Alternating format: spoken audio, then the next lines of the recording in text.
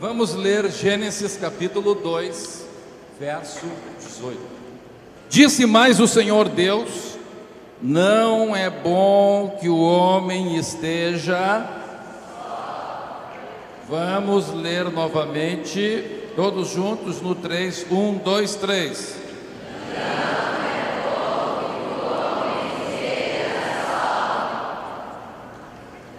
só. Amém. O homem aí está falando do gênero humano, né? Então, está falando de homem e mulher. Para ficar bem claro, vamos dizer então, não é bom que nem o homem e que nem a mulher estejam sós. Todos juntos, não é bom que nem o homem e nem a mulher estejam sós. Quem está de acordo com isso, levanta a mão e diga amém. Amém. Deus está fazendo uma constatação sociológica, ou seja, Deus está dizendo aqui que o ser humano é um ser gregário, ele não vive de forma solitária, ele não consegue viver solitariamente. Nós precisamos uns dos outros, nós não conseguimos morar sozinhos numa caverna, nós precisamos uns dos outros. Aí, Deus, até este momento, estava tendo uma relação maravilhosa com Adão. Adão não tinha muitos problemas, Adão era um homem resolvido, Adão estava bem empregado, Adão tinha comunhão com Deus, Adão era rico, Adão tinha tudo que ele precisava, Adão não tinha problemas. Mas Deus olhou para Adão e disse: não é bom que tu estejas só. Aí Deus achou uma solução para a solidão de Adão. Disse Deus: far-lhe-ei uma auxiliadora que lhe seja o quê? Idônea. Que lhe seja idônea. Então Deus resolveu solucionar o problema da solidão, dando a Adão uma mulher. Agora veja, então Deus criou a partir daí uma coisa chamada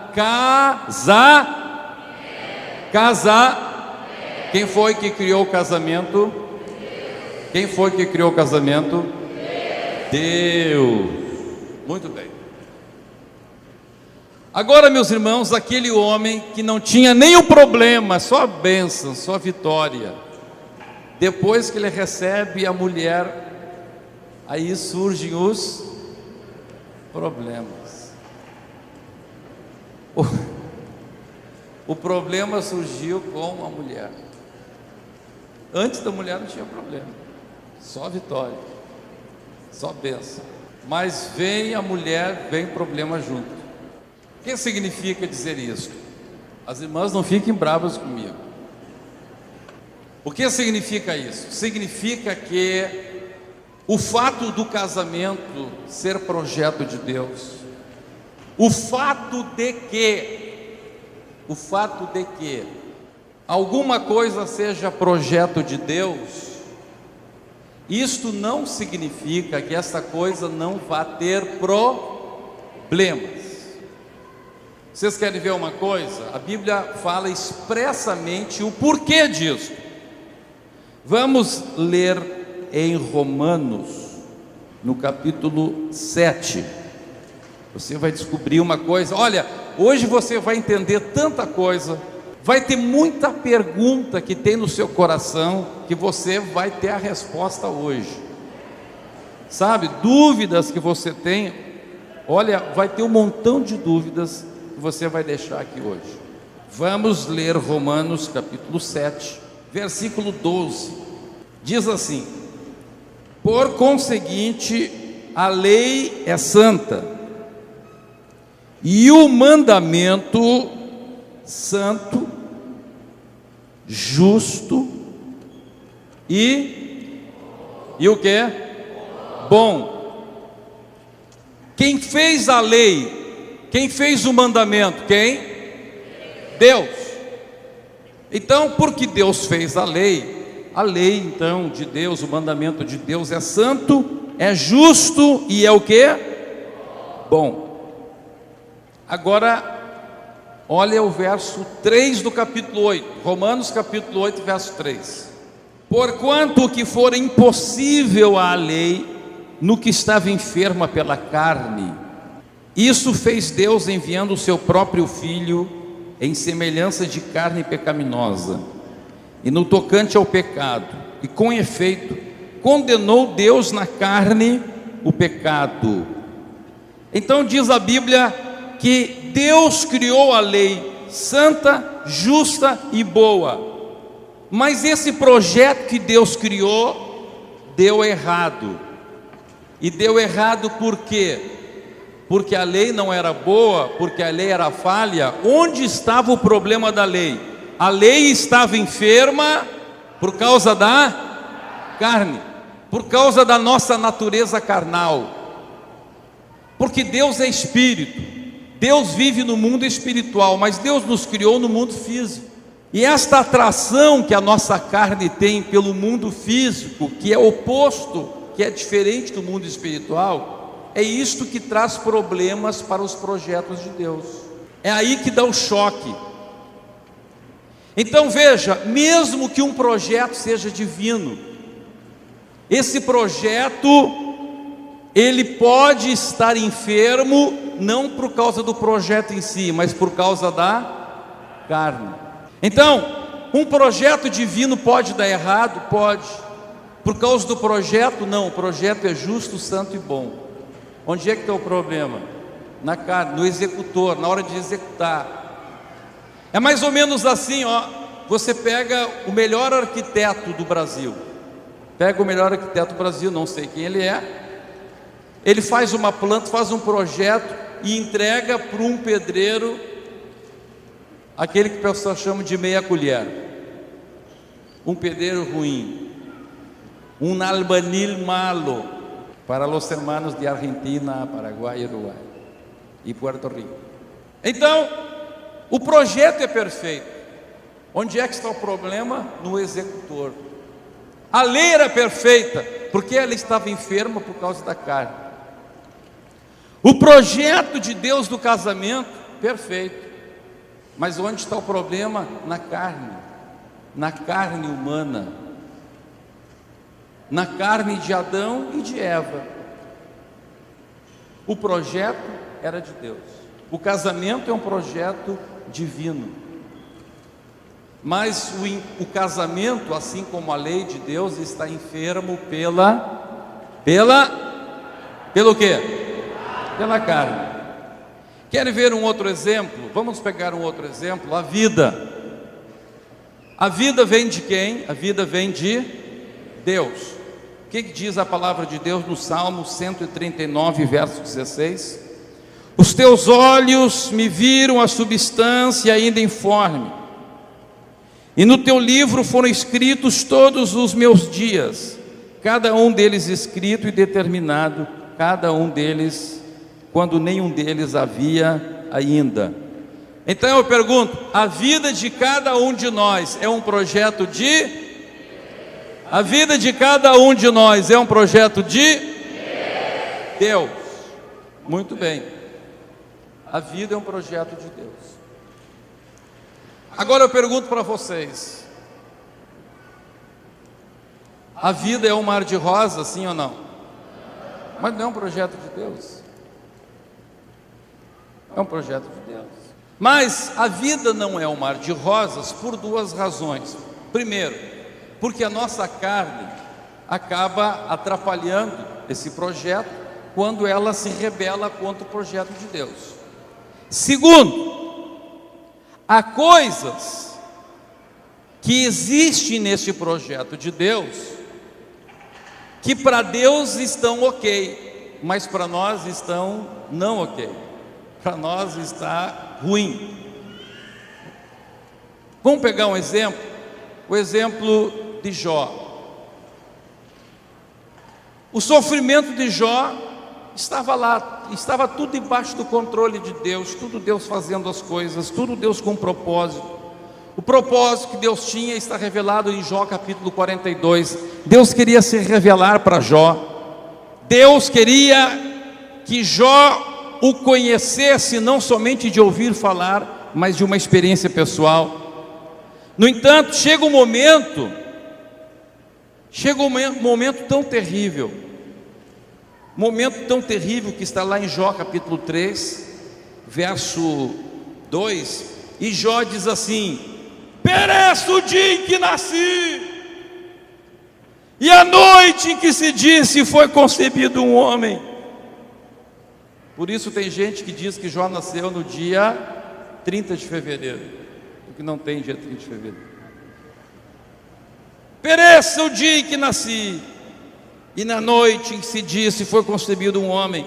Converta-se aquele dia em trevas, e Deus lá de cima não tenha cuidado dele, nem resplandeça sobre ele a luz. Reclame-no as trevas e a sombra de morte, habite sobre ele nuvens, espante-o tudo que pode enegrecer o dia.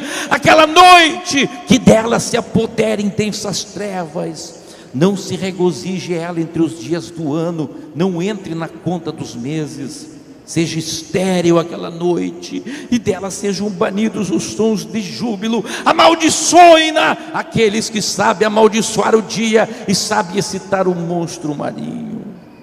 E ele diz, no verso 11: por que não morri eu na madre? Por que não esperei ao sair do útero da minha mãe?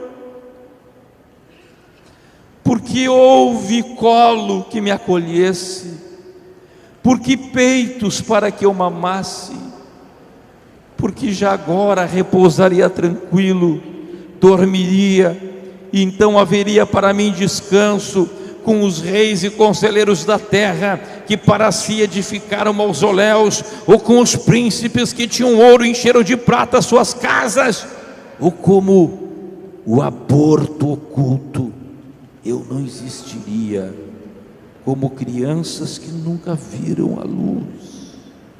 Que desespero! Que desespero de Jó! A carne de Jó não aceitava o que ele estava passando, era desesperador, mas aquilo estava dentro do projeto. Então às vezes as coisas acontecem de forma errada, e realmente estão erradas, porque a nossa carne se levanta contra o projeto. Mas às vezes as coisas acontecem de maneira que a gente acha que está errada, porque aquela maneira fere a nossa carne. É o caso de Jó. A coisa estava tudo certa, Deus estava no controle de tudo. Deus estava trabalhando para levar Jó a um ponto, para multiplicar a riqueza de Jó, para multiplicar todas as coisas boas na vida de Jó. Mas a carne de Jó estava desesperada, ele preferia ter morrido, ele queria ser um aborto. Aí chega a esposa dele, e a esposa dele propõe um suicídio. A esposa diz: ainda conservas a tua integridade? Amaldiçoa Deus e morre. Mas ele lhe respondeu: falas como qualquer doida. Temos recebido o bem de Deus, e não receberíamos também o mal? Em tudo isto não pecou Jó com os seus lábios. Quem pode glorificar a Deus pela vida de Jó? Então eu pergunto: se quando na vida da gente as coisas estão terríveis, parece que tudo está errado, a gente tem o direito de dar um tiro na cabeça, sim ou não? A gente pode se matar? Pode se enforcar? Não, não pode se matar e não pode se enforcar. Por quê? Porque a vida é um projeto de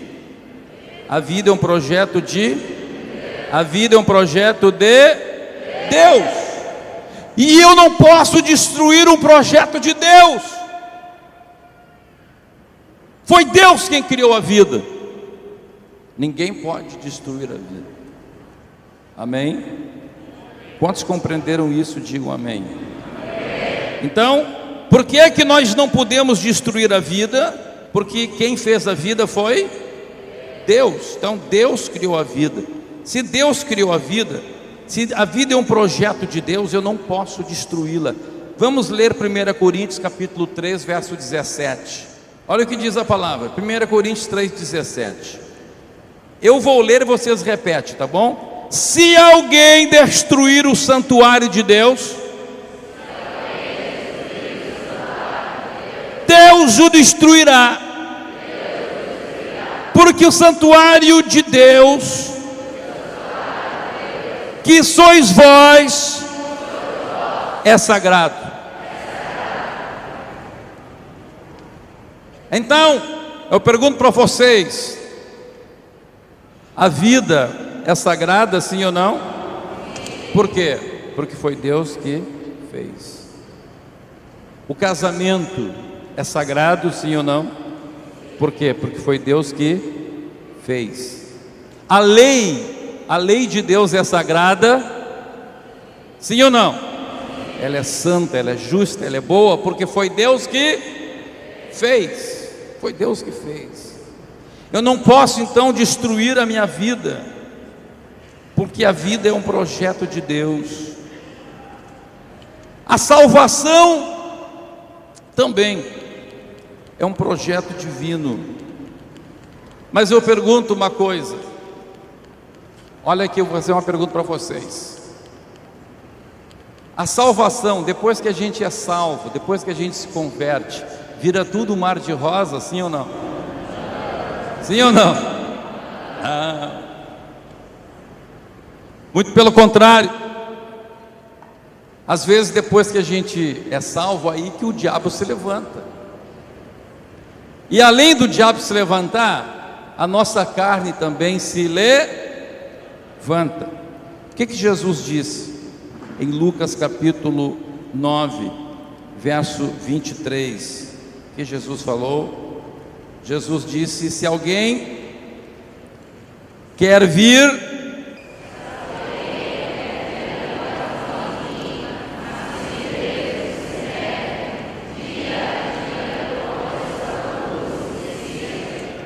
eu pergunto, é bom negar a si mesmo? Não, não é bom, a gente não gosta. A carne não gosta de negar a si mesmo. E é isso que faz a gente lutar na salvação. O projeto é bom ou não é? O projeto da salvação é bom? Ele é santo, ele é justo e ele é bom. Mas por que então que nesse processo de salvação a gente luta tanto? Por causa da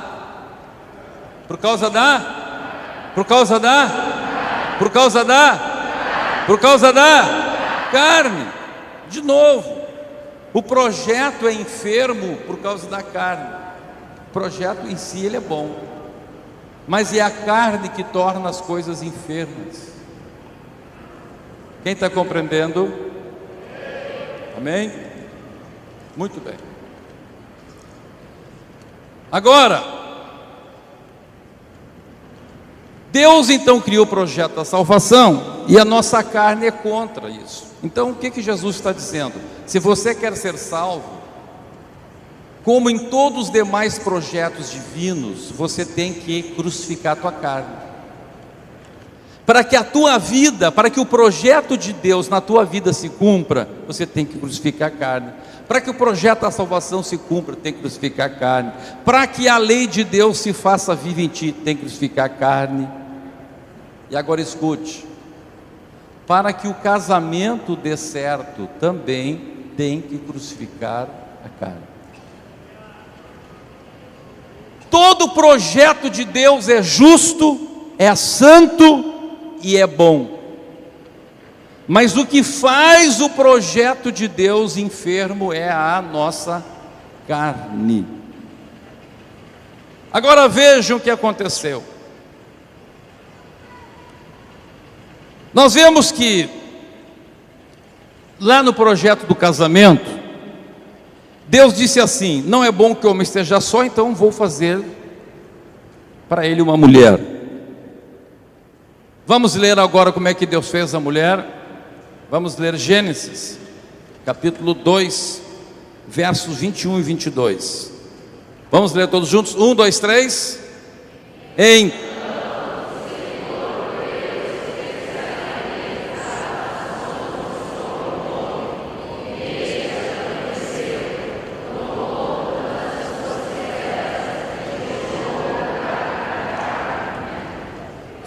Fique em pé, por favor. Fique em pé, por favor. Fique em pé.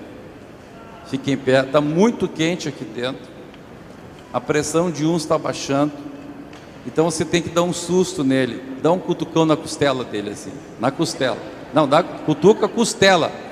Nós estamos falando de costela. O pastor está falando sobre ossos. Eu vou continuar falando sobre ossos. Hoje aqui é uma aula de anatomia. É uma aula de esqueleto. Dá um cutucão na costela e vai, forte aí, forte. Tá, agora, obrigado, pode sentar. Deus pegou o quê? Costela. Deus pegou o quê? Costela. Deus pegou o quê? Costela. Deus pegou o quê? Costela. Deus pegou o quê? Deus pegou o quê? Costela. Agora eu vou fazer uma pergunta para vocês: por que é que Deus pegou uma costela? Por que que Deus não pegou um dente? Por que que Deus não pegou uma orelha? Por que será que Deus pegou costela? Deixa eu explicar para vocês. Você sabe quantas costelas a gente tem? A maioria de vocês tem 12 pares de costela, sendo que destas 12, 7 costelas, as 7 primeiras aqui de cima, elas são ligadas da coluna até um osso que está aqui no meio do peito, chamado externo. Então, o que elas formam? Elas formam uma couraça para proteger todas as vísceras. Então elas formam como uma caixa de ossos assim, ligados aqui. Todas as costelas são ligadas na coluna, e elas vêm assim e se juntam neste osso chamado externo. Então, quantas costelas nós temos chamadas costelas verdadeiras? 7 pares de costelas verdadeiras, ou seja, elas estão presas no osso da coluna e presas no osso do peito. Existem depois 3 pares de costelas que são as chamadas falsas, porque elas não estão grudadas diretamente no osso externo, mas estão ligadas por meio de uma cartilagem. E depois, os 2 últimos pares, elas são chamadas de costelas flutuantes. Por quê? Porque elas não fecham a couraça. Elas só estão presinhas aqui na coluna e não vêm até aqui se ligando ao osso, nem diretamente no osso, nem por meio de cartilagem. Agora uma bomba aí. Vou soltar uma bomba para vocês. Soltar uma bomba para vocês aí. Eu disse que a maioria tem 12 pares de costelas. Por quê? Porque pode ser que alguém aqui tenha 13 pares de costelas. Há pessoas que têm 13 pares de costelas. Isto significa o quê? Que na humanidade, lá muito tempo atrás, alguém ou alguns tinham 13 pares de costela, e de vez em quando então reaparece isso na humanidade. Esse 13º par de costela, eu creio, foi a costela que Deus tirou de Adão.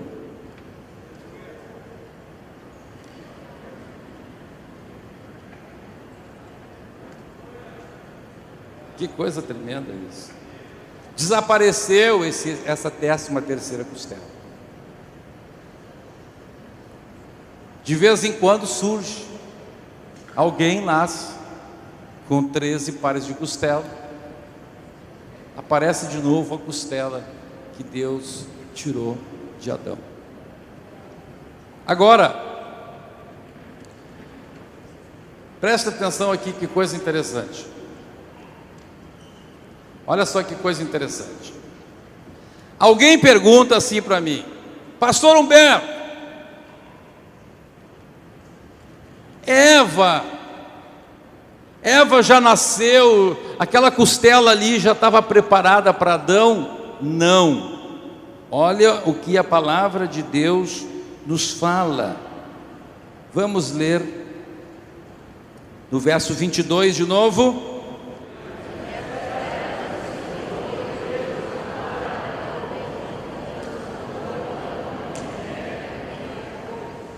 Olha aqui, a Bíblia diz que a costela que Deus tomara de Adão, Deus pegou a costela aqui, ó, pá, pegou a costela e saiu com a costela dele.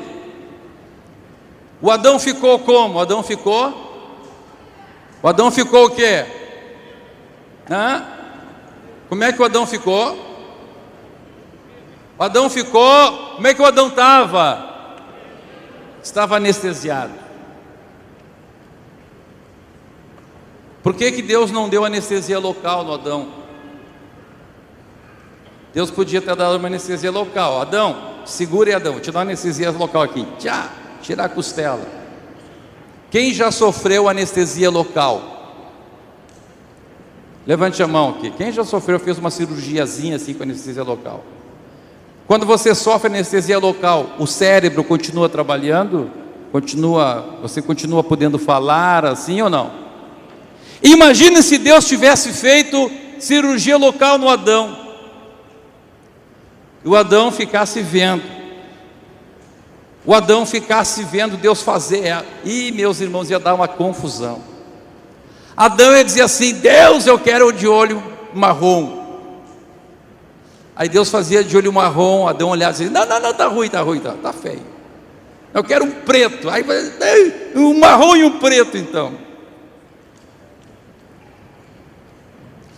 Deus fazia assim a Eva assim, não é? Vamos supor, vamos lá, cabelo loiro. Ele dizia assim: não, eu quero vermelho, quero verde. Ia ser uma confusão. Então escute, preste bem atenção. Deus fez Adão dormir, para Adão não dar opinião. Adão não dá pitaco, ficou dormindo.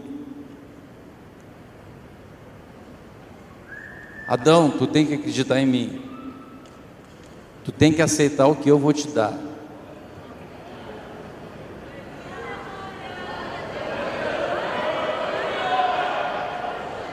Aleluia, aleluia, aleluia, aleluia, aleluia, aleluia. Adão precisou morrer, entre aspas, para receber Eva. O que Jesus precisou fazer para receber a sua igreja? Jesus precisou morrer também. E o que eu e você precisamos fazer para receber a nossa esposa? Morrer. Se você quer uma esposa de Deus, você tem que deixar Deus te anestesiar. Você tem que morrer para a tua carne. Porque enquanto a tua carne está viva, Deus não pode fazer o que Ele quer para ti. Aqui está o segredo porque que muita gente casa mal. Porque não quer deixar Deus anestesiar. Aleluia. Aleluia.